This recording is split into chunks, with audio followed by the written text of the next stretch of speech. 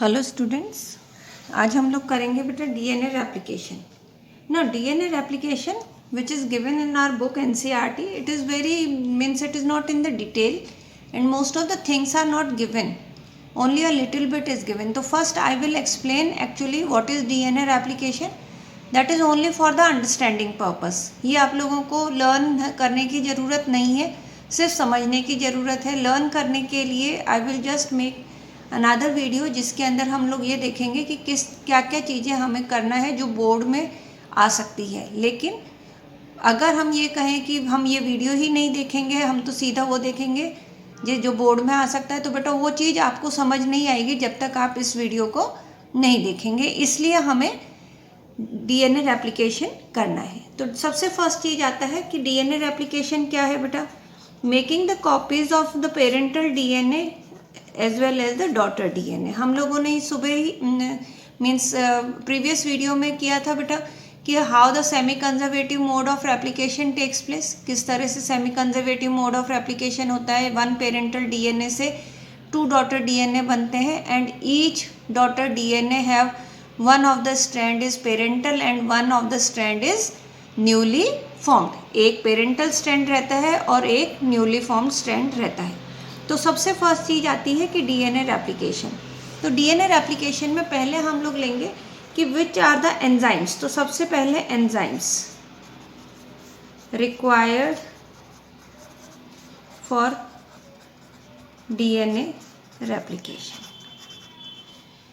तो पहली चीज़ तो बेटा आप लोगों को ये पता है कि डीएनए जो होता है वो एक डबल हेलिकल स्ट्रक्चर है. सिंपली अगर मैं ड्रॉ करती हूँ तो डबल हेलिकल स्ट्रक्चर है. अगर मैं स्ट्रेट ड्रॉ करती हूँ तो it is like this only, जिनके बीच में हॉरिजॉन्टल लाइन जो होती है वो नाइट्रोजनस बेसिस की होती है. या मैं सिंपली इसको अगर हम लोग इसको इस तरह से लेते हैं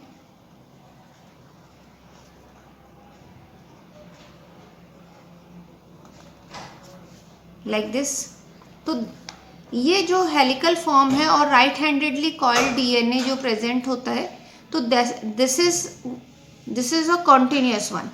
तो सबसे पहली चीज़ आता है कि अगर कहीं पे भी जहाँ से भी रेप्लिकेशन स्टार्ट होना है वहाँ पे एक कट होना पड़ेगा.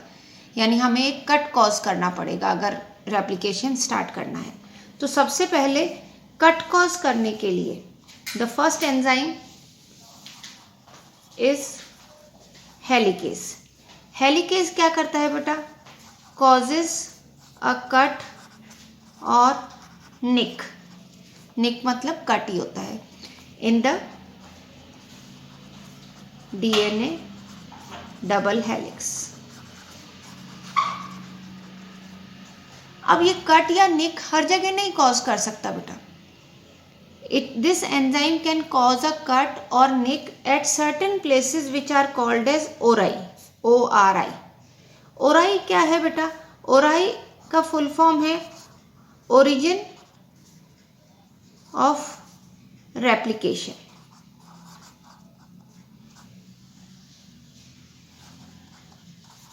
origin of replication यानी the point where the replication start, that is called as ORI. ORI origin of replication is called as ORI. तो हेलिकेस कहाँ पे निक कॉज करेगा या कट कॉज करेगा. where the ORI is present. अगर हम case लेते हैं प्रोकैरियोट की,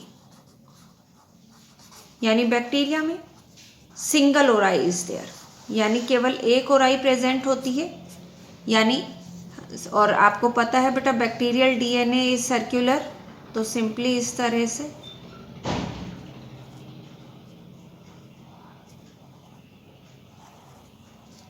तो only at one side the ori is present. ठीक है. While in case of eukaryote के अंदर बेटा there are multiple ori. Multiple ori का क्या मतलब हुआ कि बहुत जगह पर निक कॉज होती है, कट लगती है और रेप्लिकेशन स्टार्ट होती है. क्यों बेटा. हमने ये पढ़ा था कि ह्यूमन डीएनए में that is around 2.2 metre long. अब 2.2 मीटर लॉन्ग डीएनए को अगर हम एक पॉइंट से रेप्लिकेशन स्टार्ट करें और लास्ट पॉइंट तक ले जाएं तो it takes so much of time. बहुत ज़्यादा टाइम लग जाएगा. तो टाइम कम लगे उसके लिए देयर आर मल्टीपल ओराई। जैसे आप लोगों ने देखा होगा बेटा, जब अपने रिवाड़ी से लेके और आगे दिल्ली रोड तक का जो रोड बना था, तो that was around 10 to 12 kilometres long stretch था बेटा। तो वो जो लॉन्ग स्ट्रेच था वो ऐसा नहीं हुआ था कि एक पॉइंट से स्टार्ट हुआ और फिर बनते बनते लास्ट स्ट्रेच तक आया था। देयर वर मैनी स्ट्रेचेस जहाँ से रोड एक साथ बनने स्टार्ट हुए थे। तो सिंपली हम ये कह सकते हैं कि अगर सपोज ये एक लॉन्ग डीएनए है, एक लॉन्ग डीएनए है, हम इसको 2 मीटर कंटिन्यू मान के चले, तो 1 ori can be here, another ori can be here, another ori can be here. So there will be multiple ori in the eukaryote where the helicase enzyme can act. Okay, तो helicase enzyme जो होता है that can cause the nick or cut. Okay, अब second जो enzyme होता है that is called as single stranded यानी DNA single stranded binding protein. Single stranded binding protein, इसको SSBS single stranded binding protein भी कहा जाता है बेटा। ये सिंगल स्ट्रैंडेड बाइंडिंग प्रोटीन क्या होता है कि हम ये कहते हैं कि अगर मान लो डीएनए डबल हेलिक्स है इस तरह से, तो अगर वो इस तरह से है और हम उसमें निक कॉज करके खोलें, जैसे आप अगर एक कोई रस्सी लेते हैं और रस्सी को आप निक कॉज करके और ओपन करने की कोशिश करें, I am just explain you by taking one row. तो I am taking this example कि how the DNA double helix. तो सपोज ये डीएनए का डबल हेलिकल स्ट्रक्चर है बेटा, जिसको मैंने ये कॉइल कर दिया, राइट हैंडेडली कॉइल्ड है। अब ये जब कॉइल्ड हो गया है बेटा, तो सिंपली अगर मैं इसको suppose it is like this, इसके अंदर कॉइलिंग हो गई है, तो अगर मैं इसको ओपन करती हूँ तो for example a nick is caused, तो यहाँ पे हम निक कॉज करेंगे and then it get open. तो once I am leaving this, ये वापस से कॉइल्ड अप हो जाता है बेटा। मैं इसको अगर लीव कर देती हूँ तो ये वापस से क्या हो जाता है, कॉइल्ड हो जाता है। तो अब ये वापस से कॉइल्ड ना हो, हेलिकेज एंजाइम कट कॉज करे और वो वापस से कॉइल्ड ना हो, तो उसके लिए single strand binding protein are present. तो सिंगल स्ट्रैंड बाइंडिंग प्रोटीन क्या करता है बेटा, इट स्टेबलाइज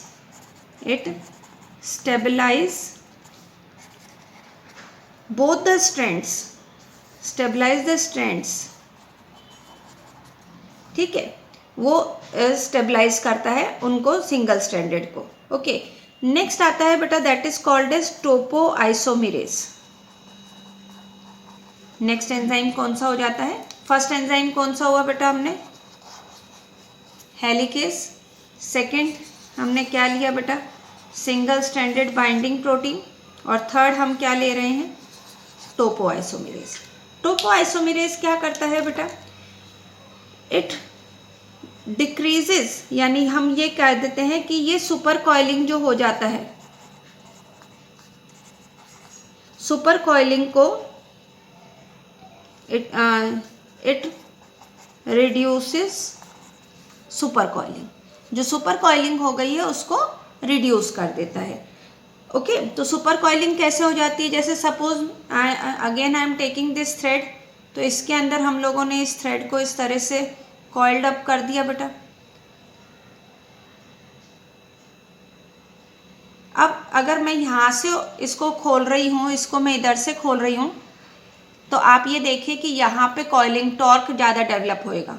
ओके, तो if I am opening it और टॉर्क हैज इन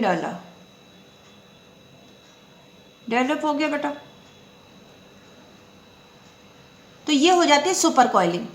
तो टोपोआइसोमेरेज इस सुपर कॉइलिंग को क्या करेगा बेटा, रिड्यूस करता है। उसके बाद में नेक्स्ट जो एंजाइम आता है that is called as primase, RNA primase. तो एक्चुअली डीएनए रेप्लिकेशन जो होता है उसको रेप्लिकेशन के लिए एक एंजाइम की ज़रूरत होती है, that is called as DNA dependent DNA polymerase. Okay, DNA dependent DNA polymerase. This enzyme can do the polymerization but it cannot initiate polymerization. यानी ये पॉलीमराइजेशन तो कर देता है लेकिन उसको इनिशिएट नहीं कर सकता, यानी शुरुआत किसी और को करनी पड़ेगी, उसके बाद इट विल डू. तो एक्चुअली आरएनए प्राइमर कौन शुरुआत करता है बेटा? तो शुरुआत करते हैं आरएनए प्राइमर. आरएनए प्राइमर क्या है? RNA primer are the short strands of a single stranded RNA.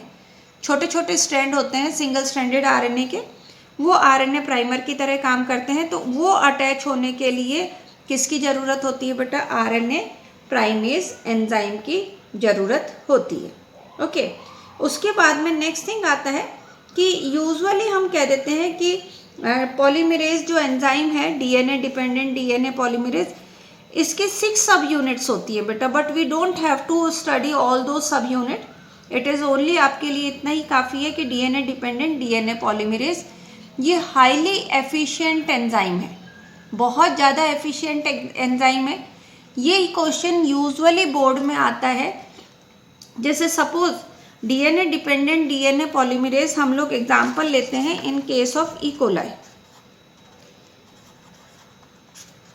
E coli के अंदर जो बैक्टीरिया होते हैं that is around 4.6 into 10⁻⁶ base pair, यानी जो नाइट्रोजनस बेस होते हैं वो इतने हैं बेटा. ये हम लोगों ने निकाले भी थे, कैलकुलेट भी किए थे. अब ये जो बेस पेयर हैं और ये बेस पेयर टोटल 18 मिनट्स में रेप्लिकेशन कंप्लीट होते हैं, क्योंकि आपको पता है बेटा ई कोलाई 20 मिनट्स में बाइनरी फिशन करती है. तो out of that 20 minutes 18 minutes तक क्या चलता है बेटा? इंटरफेस चलता है जिसमें रेप्लिकेशन होता है. तो 18 मिनट्स में रेप्लिकेशन जरूरी है. तो 18 मिनट्स में रेप्लिकेशन, और एक सिंगल और आई है बेटा, एक ही जगह से रेप्लिकेशन स्टार्ट होगा और वो एंड तक जाएगा. तो जब इसके अंदर 18 मिनट्स में कंप्लीट होना है तो DNA dependent DNA polymerase enzyme around 2000 nucleotides की base pairing, 2000 nucleotides base pairing हम ये कह सकते हैं, इट बेस पेयरिंग ऑफ, यानी DNA dependent DNA polymerase do base pairing of 2000 nucleotide per second, यानी पर सेकेंड वो 2000 न्यूक्लियोटाइड की बेस पेयरिंग करेगा. तो 2000 बेस पेयर की न्यूक्लियोटाइड करेगा, then only it will complete its replication in 18 minutes. In case of human being, अगर हम लोग ह्यूमन बीइंग का लेते हैं बेटा, यानी यूकैरियोट में ह्यूमन बीइंग का, तो DNA dependent DNA polymerase enzyme इतना फास्ट नहीं करता है. It do around 50 to 60 base pair, यानी ये केवल बेस पेयरिंग करता है 50 to 60 बेस पेयर पर सेकेंड. अब आप कहोगे कि मैम ह्यूमन बीइंग का तो डीएनए उससे भी बड़ा है बेटा, 6.6 इंटू 10⁻⁹ बेस पेयर, ये तो 6 बेस पेयर्स ही है. तो बेटा मैं I told you that in the eukaryote there are multiple ori. तो जब बहुत सारी ओराई हैं तो साइमल्टेनियसली जब many ori are there and each ori will do the replication, तो the rate of base pairing can be lesser, यानी कि स्लोअर रेट से बेस पेयरिंग हो सकती है. तो this is about the E coli. ये क्वेश्चन यूजुअली बोर्ड में आता है कि DNA dependent DNA polymerase enzyme की क्या रिक्वायरमेंट होती है या किस तरह से ये इम्पॉर्टेंट होता है. तो ये इसके लिए 2 चीज़ें आपको लिखनी होती है बेटा डीएनए डिपेंडेंट डीएनए पॉलीमरेज का. फर्स्ट, डीएनए डिपेंडेंट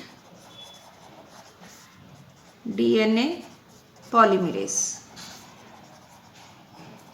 कि एक तो बेटा इसको फास्ट होता है, फास्ट मतलब 2000 बेस पेयर्स पर सेकेंड अटैच करवाता है। Second thing, it is efficient, means sorry fast है यानी कि एफिशिएंट है। And second is the accuracy. Accuracy means आप ये इमेजिन करो कि अगर आपको ये कहा जाए कि भाई एडेनिन, थाइमिन, साइटोसिन और गुआनिन है, और एडेनिन के साथ आपको एक बॉक्स में बहुत सारे ही एडेनिन, थाइमिन, साइटोसिन और गुआनिन दे दे सपोज, और वहाँ पे एक लाइन में लगे हुए हों और किसी भी सीक्वेंस में लगे रह सकते हैं कि एडेनिन के आगे आपको थाइमिन लगाना है, साइटोसिन के आगे आपको गुआनिन लगाना है, गुआनिन के आगे आपको साइटोसिन लगाना है और थाइमिन के आगे आपको एडेनिन लगाना है। तो अगर आप फटाफट फास्ट भी करोगे तो भी आप 60 सेकेंड्स में, है ना, या पर सेकेंड आप 3, 4, 5 लगाओगे, और जब लगातार इतने लंबे करोगे तो कभी कभी ऐसा भी हो सकता है कि आप एडेनिन के आगे साइटोसिन या गुआनिन लगा दोगे। इसके अंदर ये इतनी एक्यूरेसी से करता है कि एडेनिन के साथ हरदम थाइमिन और साइटोसिन के साथ गुआनिन और वाइस वर्सा वो ज्वाइन होता है। तो DNA dependent DNA polymerase is very efficient and highly accuracy and show high accuracy. ये इसके अंदर क्वेश्चन यूजुअली आता है। तो ये हो बेटा हो गए क्या, enzymes which are required in the DNA replication. Now we come on to the next point कि डीएनए रेप्लिकेशन जब होता है तो हम लोग करेंगे बेटा यूकैरियोट्स के अंदर कि किस तरह से डीएनए रेप्लिकेशन होता है। तो simply I just explain you कि डीएनए का डबल हेलिकल स्ट्रक्चर है। मैं सिर्फ सिंपली इस तरह से बना रही हूँ, जहाँ पर सपोज यहाँ निक कॉज हुआ था तो निक कॉज होने की वजह से कट हो गया बेटा ये जो डीएनए का डबल हेलिक्स। जैसे सपोज ये एक डीएनए डबल हेलिक्स, यहाँ पे निक कॉज हुआ, हेलिकेज एंजाइम कट कॉज करा। कट कॉज करने से जो हाइड्रोजन बॉन्ड्स है किस किस के बीच में बेटा, एडेनिन और थाइमिन, साइटोसिन और गुआनिन के बीच में जो हाइड्रोजन बॉन्ड है वो ब्रेक होंगे। हाइड्रोजन बॉन्ड ब्रेक होंगे तो that will come like this, ये इस तरह से आ जाएंगे। Now this is called as replication fork. इसे क्या कहा जाएगा, रेप्लिकेशन फोर्क कहा जाएगा। फोर्क जैसा स्ट्रक्चर हो गया रेप्लिकेशन फोर्क।